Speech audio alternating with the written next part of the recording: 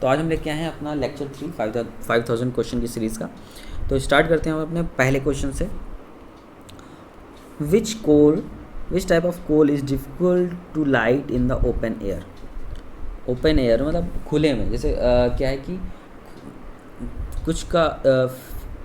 कुछ इफ़िशियंटली जल जाते हैं, मतलब कुछ की फ्यूल वैल्यू अच्छी होती है तो वो ओपन एयर में जल जाते हैं, लेकिन कुछ जो होते हैं ओपन एयर में जलते हैं, उनको सपोर्ट चाहिए होता है, कहीं अंदर जलते हैं। ठीक है, तो which type of coal is difficult to light in open air, तो आंसर है पीट।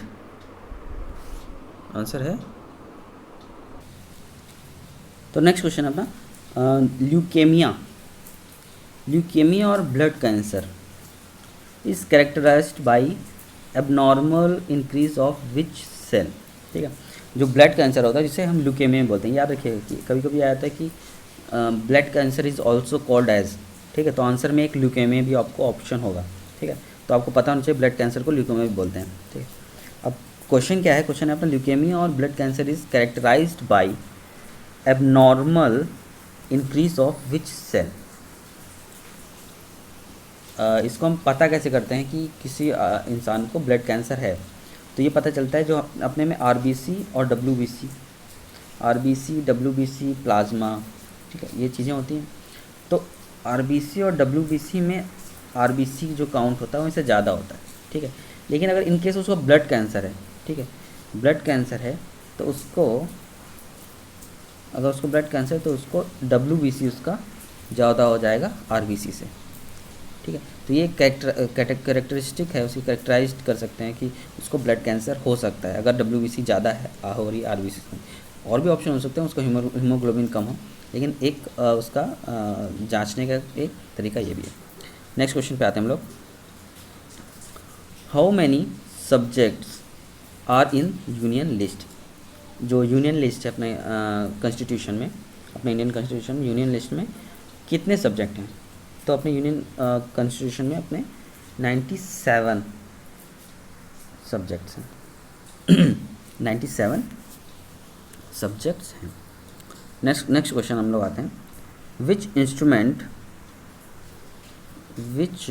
Instrument used for recording earthquake wave. तो इसकी बात हम पहले भी कर चुके हैं कि अर्थक्वेक जब आता है, अर्थक्वेक वेव्स होती हैं, तो उसको मेज़र करने, उसको रिकॉर्ड करने के लिए कौन सा इंस्ट्रूमेंट यूज़ करते हैं, तो उसको यूज़ करते हैं हम लोग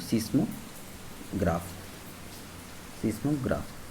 आप अर्थक्वेक के बारे में, वोल्केनो के बारे में एक शॉर्ट इंट्रोडक्शन आप हमारे ज्योग्राफी लेक्चर में देख सकते हैं। उसमें सुनामी के बारे में भी हमने डिफ़ाइन किया था कि देखिए सुनामी आया कैसे, किस किस पार्ट को अफेक्ट किया, क्या कारण था, उस काफ़ी चीज़ हमने एक्सप्लेन करके, तब वहाँ जाके एक बार इसको आप ज़रूर देखिए। नेक्स्ट क्वेश्चन आते हैं हम लोग। विच Mughal emperor gave land for the construction of golden temple at Amritsar. कौन से मुगल एम्परर ने गोल्डन टेम्पल बनने के लिए ज़मीन दी थी। देखिए ये लोग बहुत कम जानते हैं, या लोग को पता नहीं रहता है कि गोल्डन टेम्पल अमृतसर में जो बना है उसके लिए बनने के पीछे मुगल का एक हाथ था। तो मुगल इतने भी तो which Mughal emperor gave land for the construction of Golden Temple, तो आंसर है अकबर। अकबर ने गोल्डन टेम्पल को बनाने के लिए लैंड दी थी अमृतसर में। Next question.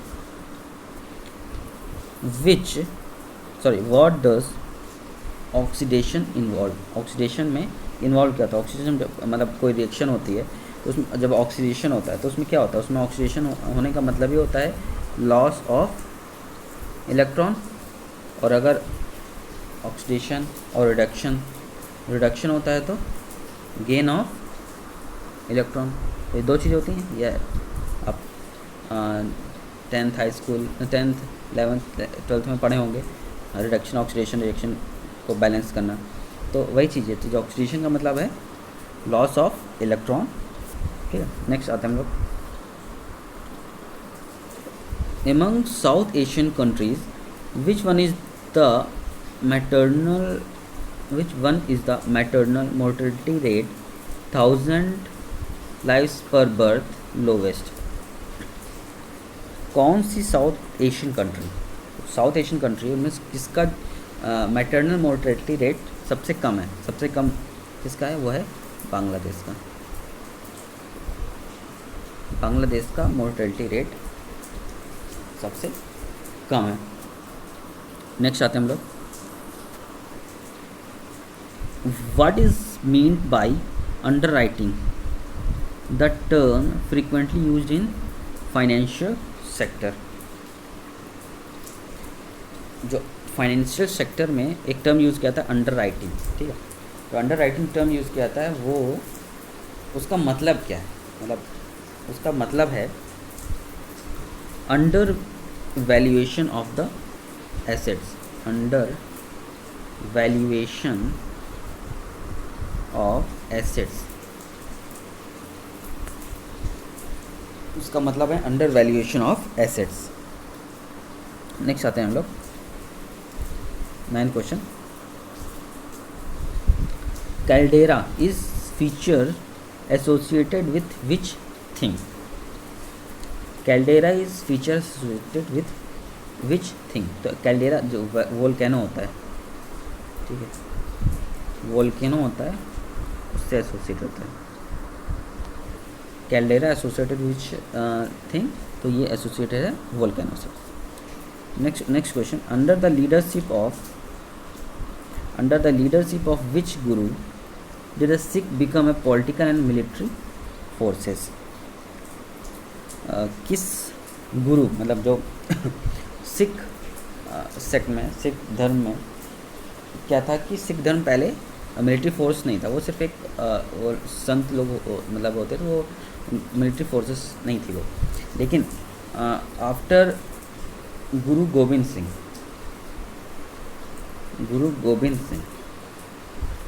After Guru Gobind Singh, उन्होंने सिखों पे हो रहे अत्याचार से उनको बचाने के लिए सिख धर्म को as a political and military forces के लिए उनको खड़ा किया, उनको मतलब बनाया, मिलिट्री फोर्सेस बनाई, उनको पॉलिटिकली इस्टेब्लिश किया, उनको अंग्रेज़ों के खिलाफ लड़ने के लिए या मुग़लों के खिलाफ लड़ने के लिए ये चीज़ें ज़रूरी थी। नेक्स्ट क्वेश्चन आया, which part of plant is important for the life cycle of plant? Plant का कौन सा पार्ट प्लांट की लाइफ साइकिल के लिए इम्पोर्टेंट? तो आंसर है फ्लावर। जो फ्लावर है वो लाइफ साइकिल के लिए इम्पोर्टेंट है। नेक्स्ट क्वेश्चन लोग आते हैं, by which committee were Mandai panchayat recommended?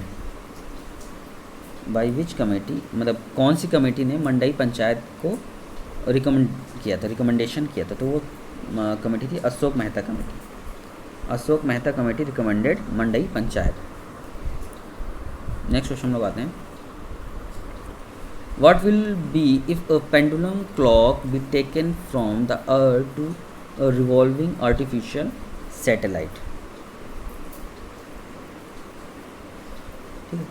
What will be if a pendulum clock, कोई pendulum clock will be taken from earth to a revolving artificial satellite?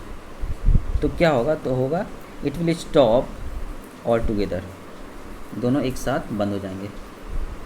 It will stop all together, दोनों एक साथ बंद हो जाएंगे, ठीक है, दोनों एक साथ रुकेंगे।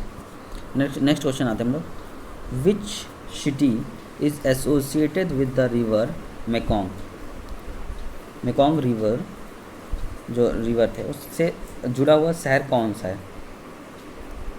मेकोंग रिवर से जुड़ा हुआ शहर कौन सा है? तो वो शहर है Phnom Penh, PHOEPHNOM, Phnom Penh, PENH। Next question आते हैं हम लोग, which decisive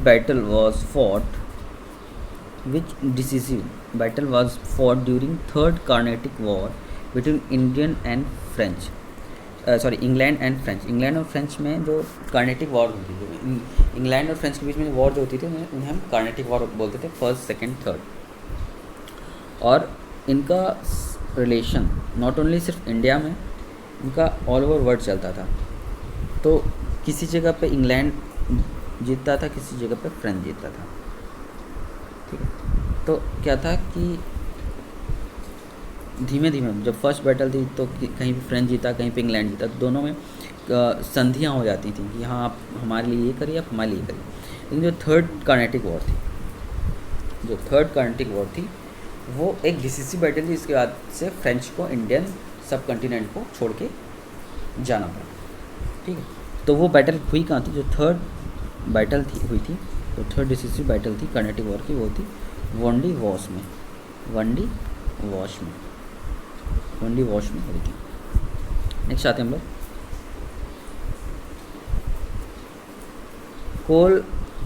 कोलगार्डीज dies in Australian province in which direction, Coolgardie lies in Australian province of which direction. तो कोलगार्डीज है वो वेस्टर्न ऑस्ट्रेलिया में, वेस्टर्न ऑस्ट्रेलिया में। नेक्स्ट क्वेश्चन आता है, Guru Gopi Krishna was a maestro of which dance form. Guru Gopi Krishna ये एक dance form का एक मैस्ट्रो है, और वो डांस फॉर्म कौन सी, कथक, कथक का एक मैस्ट्रो है, Guru Gopi Krishna. Next question, which is an insectivorous plant, insectivorous plant कौन सा है।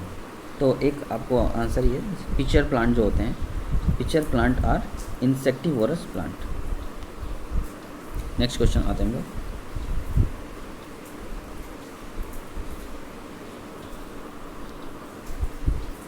a shipment with an accident at 30 degree east and 30 degree north, where was the ship was sailing।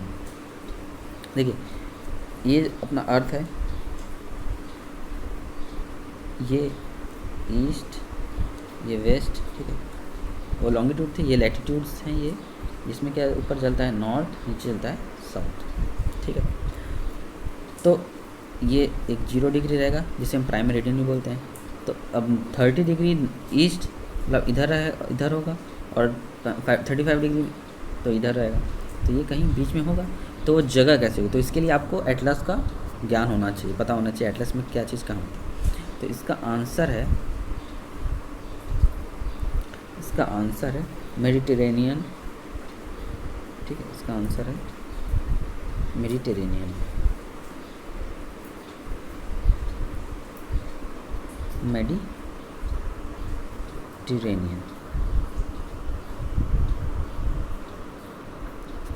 Okay, तो इस तरह आपका 20 क्वेश्चन अपने लेक्चर 13 के आपके 20 क्वेश्चन हो गए।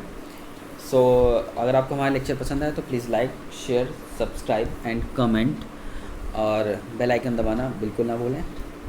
Okay, thank you very much.